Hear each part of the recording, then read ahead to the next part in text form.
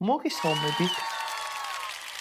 გამარჯობა, მე ვარ სოფო და ეს ჩემი პოდკასტის მე-6 ეპიზოდია. ვინ არის სოფო და რატომ უნდა უყუროთ სოფოს? სოფო არის ერთ-ერთი რიგითი ჩვეულებრივი ადამიანი, როგორიც ხარ შენ, ვინც ამ ეპიზოდს უყურებ. შეიძლება შემთხვევით, შეიძლება მეგობრის რჩევით, შეიძლება YouTube-ის რჩევით, ან თუნდაც არავინ გკითხა და რასაც უყურებდი იმ ვიდეოს შემდეგ ჩემი ვიდეო აღმოჩნდა.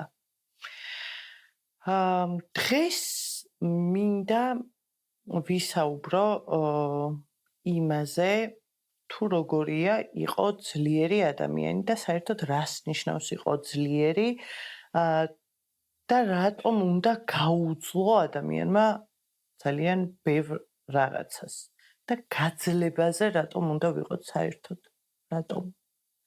რატომ ვუკეთებთ ამას საკუთარ თავს? მე გავუკეთე და ჩემი გამოცდილება მინდა გაგიზიაროთ. ცხოვრებაში გადაწყვეტილებები, რაც მიმიღია, 99% ჩემ თავთან განმიხილავს, გვიმსჯელია, რა შეიძლება მოყვეს ცუდი, რა შეიძლება მოყვეს კარგი.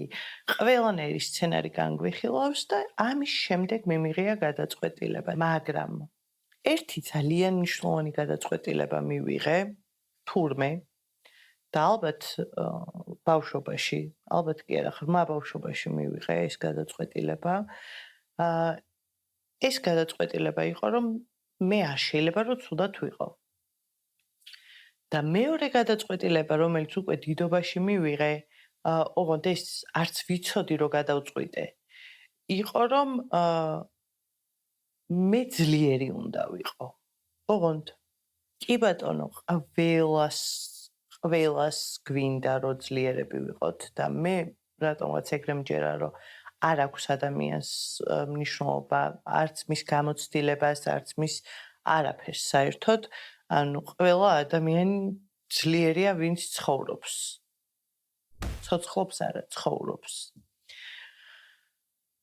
მაგრამ ესეთი რაღაცა ხდება, არ ვიცი, ჩემ ცხოვრებაში ესე მოხდა, რომ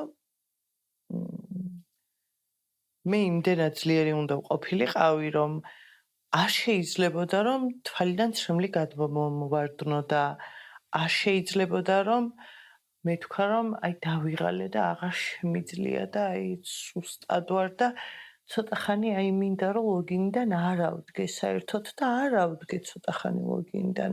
ეს ჩემთვის იმ პერიოდში, რაზეც უნდა გესაუბროთ, იყო წარმოუდგენელი რაღაცა. რას ქვია, რას ნიშნავს, რატო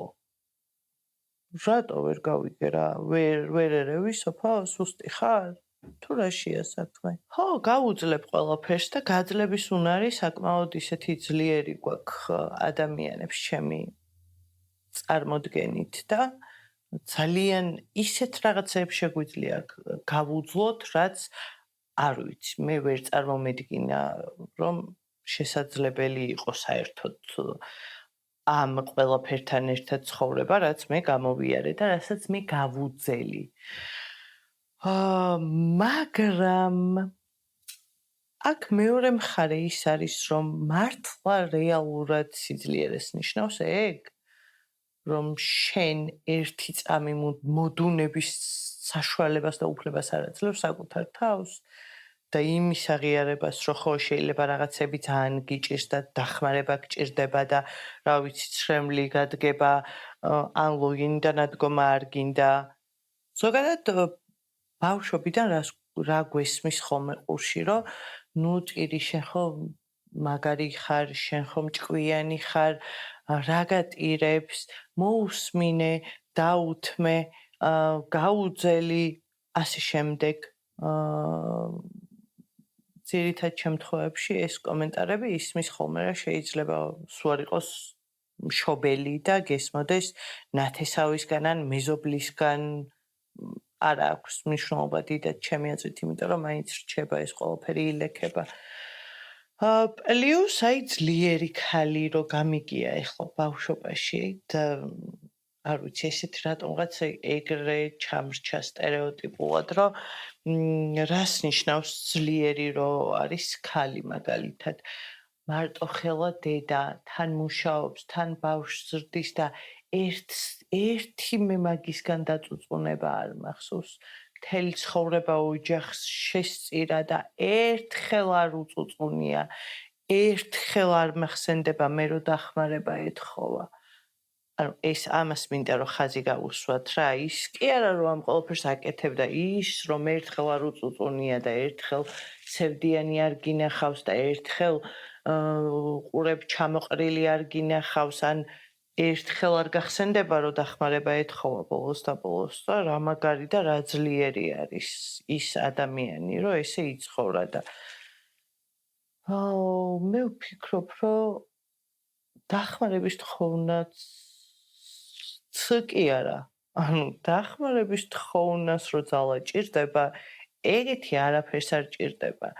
თუნდაც მეგობრისგან, თუნდაც რა ვიცი, თერაპიაზე რო წახვიდე, თუნდაც მაგაზე დიდი სიძლიერე არაფერი არ არის, რომ რაღაც მომენტში თქვა, რომ ხო, ანუ რა კარგი იქნებოდა, რომ ეხლა ვინმე დამეხმაროს.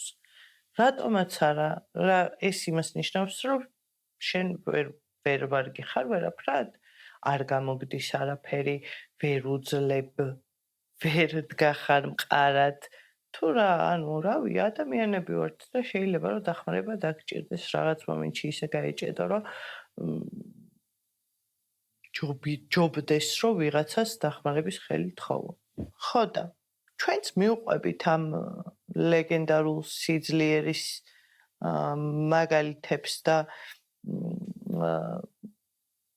არ ვიცი, შეხედულებებს, რომ ესე უნდა იყოს და გოგონია, რომ თითქოს სიჩუმე, ტკივილის დაფარვა, თავგანწირვა და გაძლება არის სიძლიერის 4 ძირითადი მანიშნებელი და ძირითადი შემადგენელი, რომ აი ამ ყველაფერს თუ აკეთებ, ესე იგი ძალიან ძლიერი ხარ.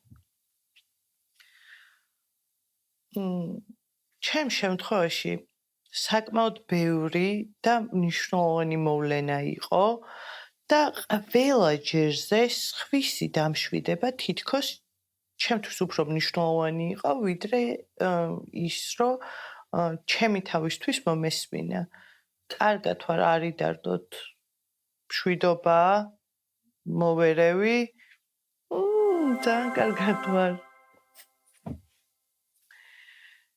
კი, სხვათა შორის, ანუ ლაპარაკობდი სიმძიმეებზეც ყოველთვის, მაგრამ როგორი ლაპარაკებ იმაზე, რასაც შენ თვითონ ვერ იაზრებ და შენ თავს უფლებას არ აძლევ, რომ იქ იყო. რომ თუნდაც გაიაზრო, რომ დაიღალე და გინდა, რომ ერთი დღე ლოგინიდან არ ადგე საერთოდ. ან ის, რომ გინდა, რომ დახმარებას თხოვო ვიღაცას, ანუ გჭირდება რა, ვეღარ შენი არც ფიზიკური, არც მორალური, არანაირი რესურსი აღარ წუდება ამ ყველაფერს და გჭირდება დახმარება. მაგრამ არა, როგორ, რანაირად. ოღონდ ის კი არ იყო აქ, რომ მე ვინმეს რამეს ვუმალავდი და მადარდებდა ვინ რა სიტყოდა. არა, ეგ არ იყო აქ მთავარი. აქ მთავარი ის იყო, რომ მე ჩემ თავს უფლებას არ ვაძლევდი, რომ ცუდად ყოფილიყავი, რომ თითქოს მე რო ცუდად ვიყო, всё, დამთავრდა, მორჩა, ვეღარც ავდგები და ვერ გამოვდექი საერთოდ ადამიანად და ვერც შვილად და ვერც აი ვერაფრად. ეხლა რატო ახსენე შვილი? ჩემი ყველაზე მეტად მძიმე პერიოდი ისეთი, რომ არ ვიცი მე ეგ ძალა, ენერგია, ეგ შემართება თუ აი არ ვიცი მართლა რა დავარქვა, საიდან წამოვიღე საერთოდ, რანაირად ვიარსებე მაგ პერიოდში და თანა ესე ძალიან კარგად ხარ. მეგობრებსაც ვნახულობ და რა ვიცი, აი ვცდილობ მართლა გულით კი, გეტყობა თან რო არ ხარ კარგად, რა თქმა უნდა, მით უმეტეს მეგობრები გატყობენ მაგას, გამორიცხულია რომ ვერ შეგატყონ. მაგრამ შენ თავსაც არ უთხრდები, რომ რაღაც მომენტში უბრალოდ ოთახიდან გამოსვლა არ გინდა, ვინ რას გაგიბედავს და ვინ რას გეტყვის. და ეს პერიოდი იყო დედაჩემის დიაგნოზი რო გავიგეთ, რომ სიმსივნე ქონდა. აი ეგ პერიოდი იყო, რომ დიაგნოზის გაგების წამიდანვე რომ ჩავიცვი უზარმაზარი აბჯარი, აი დიდი, აი როგორიც წარმომიდგენია რომ ძველად ბრძოლებში ეცვათ, ომებში ეცვათ უფრო სწორად, აი ეგეთი დიდი, აი ძლივს რო დაათრევ შენ თვითონაც რა, აი ამ აბჯარს ისეთი მძიმე როა, აი ეგეთი აბჯარი ჩავიცვი და გადავწყვიტა რომ გამორიცხულია რომ მე ეს აბჯარი გავიხადო. ოღონდ დღისით ჩავიცვა და ღამე გავიხადო კი არა. სულ 24 საათიან რეჟიმში მუდმივად ამ აბჯრით ვიყავ, ამ აბჯრით მეძინა. ეს რა თქმა უნდა მეტაფორაა. ეხლა თან აი არ ვიცი, ცოტა გულის წყვეტაც მაქვს იმ კუთხით, რომ ესე შევდექი ჩემ თავს, მაგრამ ნუ მაშინ სხვანაირად ვერც წარმომედგინა როგორ შეიძლება და ყოფილიყო. და მე იმას არ ვამბობ, რომ რამე ნაკლები ძალისხმევა უნდა ჩამედო, ან ნაკლები პასუხისმგებლობა უნდა ამეღო, უბრალოდ რაღაც მომენტში უნდა დამეპაუზებინა, რომ მეც ადამიანი ვარ, მეც ვცხოვრობ, ცოცხლობ და მჭირდება ეს რო გავაკეთო, თუნდაც სხვა თუ არაფერი. და მე ავდექ დილას სამსახურში მივდიოდი. სამსახურიდან ანალიზები, ექიმები, კონსულტაციები, იქიდან იქ გავბოდი, აქედან აქ გამოვბოდი. მერე სამსახურიდან უკვე რო ვასრულებდი, დედაჩემთან მივდიოდი, იქ ვიყავი, აი იუმორს როგორ ვიყენებდი, იცით, აი ვერც კი აგიხწერთ, აი გეგონება ეს აი ბუნებრივად რომ მოდის, რომ აი ვითომ არაფერი არ ხდება და აი ძალიან კარგად ვარ, მართლა გულწრფელად ძალიან კარგად ვარ და ყველაფერი კარგად არის და აი ამ დროს შინაგანად რომ ინგრევი უბრალოდ, მაგრამ აი მაგასაც არ ვიცი მე რა ძალა ჭირდება მაგას, ეხლა რომ ახსენდება. არ ვიცი. მაგრამ აქ თავარი ის იყო, რომ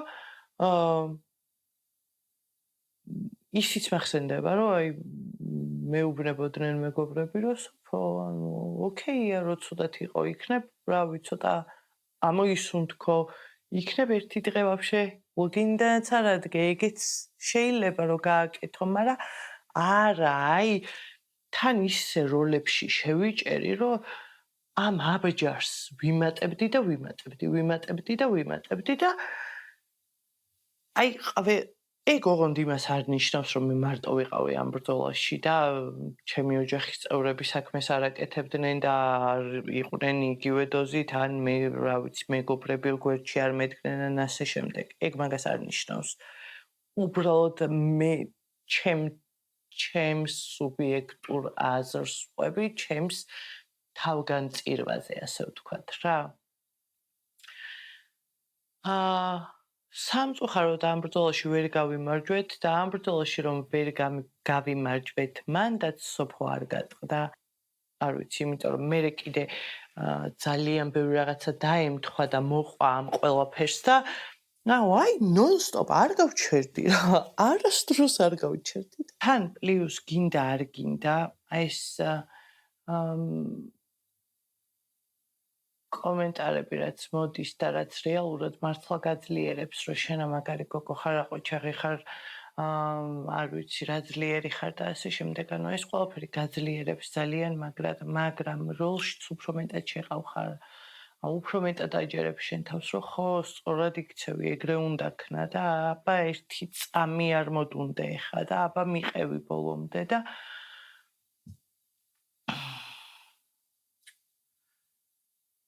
ძალიან რთულად გამოვდივარ მაგ მდგომარეობიდან. ნუ რაღაც დონეზე გამოვედი, მაგრამ ძალიან რთული მოგზაურობა აღმოჩნდა ჩემთვის ეს ყველაფერი. როგორ მოხდა იცით საბოლოო ჯამში, რომ ამ აბჯარს ხო ვამატე კიდე ახალი რაღაცეები რა, აი გავაძლიერე, უფრო დავამძიმე, აი ყველაფერი, აი იმენა. აი არ ვიცი, აი ნაწილიც არ დამრჩა რამე ცხვირიც, წვეტი თუ თმა, რომ ამ აბჯრიდან გამოჩენილიყო რა, ისეთ დღეში ჩავიგდე თავი და უკვე ფიზიკურად ისე დავამძიმე ეს აბჯარი და იმდენად როლებში შევიჭერი, რომ ანუ ჩემით რავი ვეღარც ვიხდიდი ამ აბჯარს რა, ანუ ვერ მოძრაობდი რა, ანუ გამორიცხული ამბავი იყო.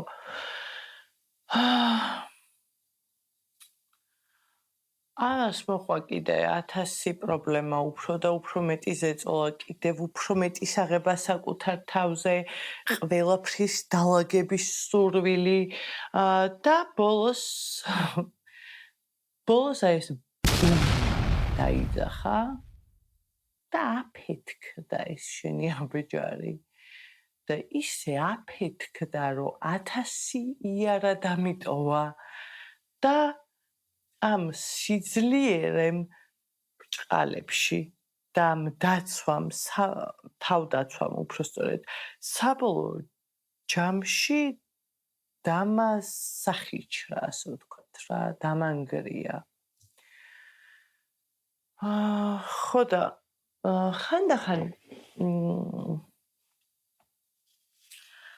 ხანდახან მგონია, რომ ცოტა არასწორად გვესმის სიძლიერე.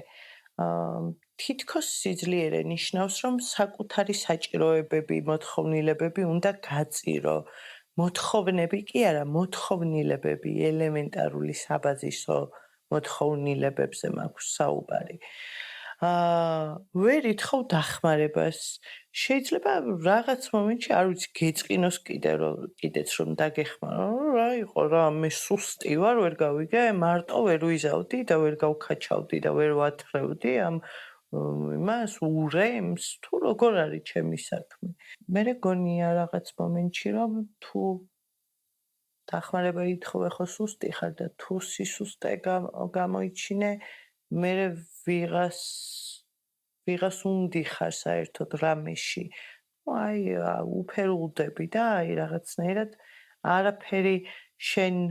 არაფერი როლი არ გაქვს და ვერაფერში ვერ დაეხმარები და არა რა, ტყუილა ხარ რა, ტყუილა. და ეს ყველაფერი ხომ რეალურად საკუთარ თავზე ძალადობა არის.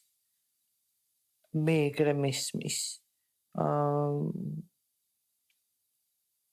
მე მახსოვს, რომ დედას ავადმყოფობის უკვე ბოლოსკენ გავუტყდი და დახმარებასაც ვითხოვდი და ვაღიარებდი კიდევაც, რომ ძალიან დავიღალე, მაგრამ ეს თუნდაც ეს აღიარება, რომ ძალიან დავიღალე, ჩემს ქცევებში არ აისახებოდა. ანუ მაინც ვერ დაუშვებდი, რომ რა დაიღალა კაცო. ეს რა ხოწეა. საბოლოო ჯამში რა არის სიძლიერე? აი ხშირად სიძლიერე რაღაც პოზაში ჩადგომასთან მიასოცირდება რა, რომ ანუ აი ამ რაღაც პოზაში თუ ხარ თავდაცვის თუ არ ვიცი რაღაც მოჭიმულ და ესეთ პოზაში თუ ხარ, всё, მაგარია ყოჩახ, ეგრე გააგრძელე. ზოგჯერ კი არა, ხშირ შემთხვევაში ყველაზე მეტად ალბათ რისიც გვეშინია არის, რომ აი თუ ამას ვერ გაუძლებ. და შენ თუ რაღაც მომენტში სისუსტე გამოიჩინე და ეს იმას ნიშნავს, რომ უბრალოდ აღიარე, რომ რაღაცა არ შეგიძლია და აი რეალობას თვალი გაუსწორე და ამ ემოციებს ზურგი არ აქციე და მიიღე, აი იმ სიმძაფრით რა სიმძაფრითაც რეალურად მოდის ეს ემოციები გგონია რომ აი ვეღარც ადგები რა ანუ ეს ერთი თუ გაჩერდი ეს ერთი თუ ჩამოჯექი აი всё მორჩა ვეღარც წამოდგები ამიტომ დგებით საბოლოოდ აი ამ პოზაში რომ ძლიერი ვარ არ მტკივა გავუძლებ მაგრამ რაც უფრო მეტად რთულდება საქმე, მით უფრო გირთულდება ამ პოზიდან გამოსვლა. რეალობისთვის თვალის გასწორება და შიშიც უფრო და უფრო გიძლიერდება. შიში აი ზუსტად ამ ემოციების და რეალობის მიღების. საბოლოო ჯამში რა არის სიძლიერე? ის რომ ყოველთვის მშვიდად იყო? ის რომ არასდროს არ ჩამოჯდე? ის რომ ამხელა აბჯარი ატარო, მე რაც ვატარე? თუ უბრალოდ ის რომ რაღაც მომენტში გაბედო და თქვა რომ აღარ შეგიძლია. რომ არ გაქვს თავი, რომ დაიღალე, რომ დახმარება გჭირდება. თუნდაც ის რომ თქვა რომ არ გინდა რომ მარტო იყო ამ ყველაფერში. ალბათ ეგ არის ჭეშმარიტი სიძლიერე.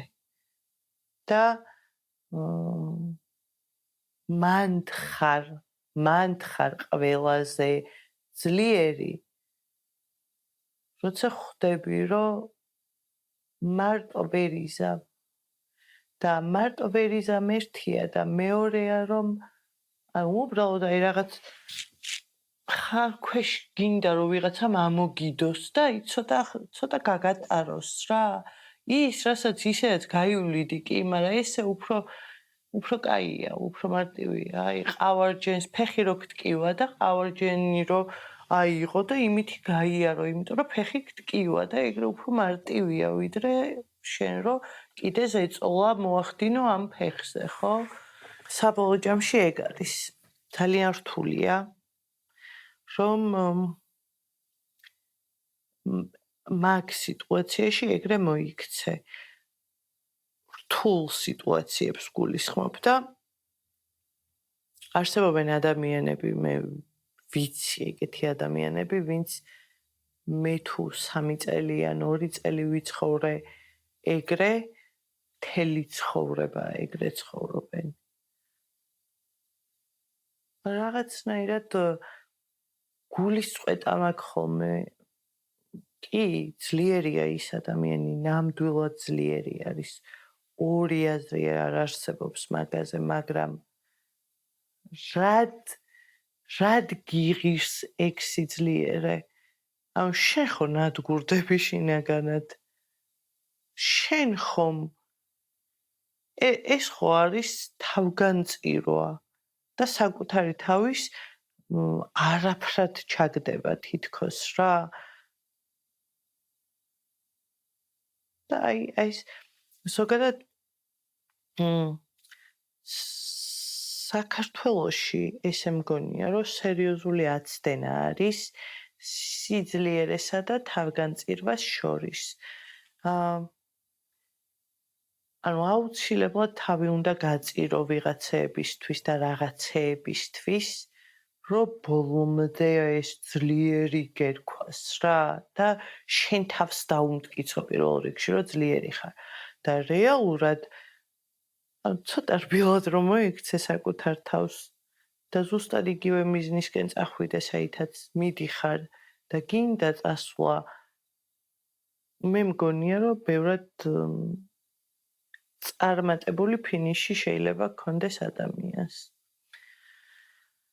და ჩემი გამოცდილებით უბრალოდ გისურვებდით ყველას რომ ეგრე თავი არ იტანჯოთ როგორც თუნდაც მე ვიტანჯე ოღონდ მაშინ მაგას ვერ ვიაზრებდი და მეგონა რომ ეგრე უნდა ყოფილიყო ვერ წარმომედგინა სხვანაირად რა იმდენად შეშინებული ვიყავი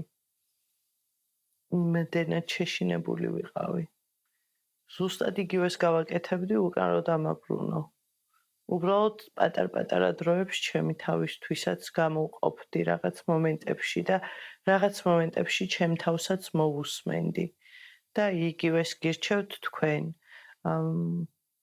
და მე მინდა რომ კიდე დამატებით ერთი ეპიზოდი ჩავწერო, სადაც დედას გარდაცვალების შემდეგ პერიოდზე ვისაუბრებ. იმ პერიოდზე, რომელიც არის გლოვა და რა ხდება ამ დროს, როგორ ვართ, რას ვფიქრობთ, გარემო როგორია, ჩვენი არ ვიცი, გარშემომყოფი ადამიანები როგორები არიან, როგორ გვეხმარებიან, როგორ ვერ გვეხმარებიან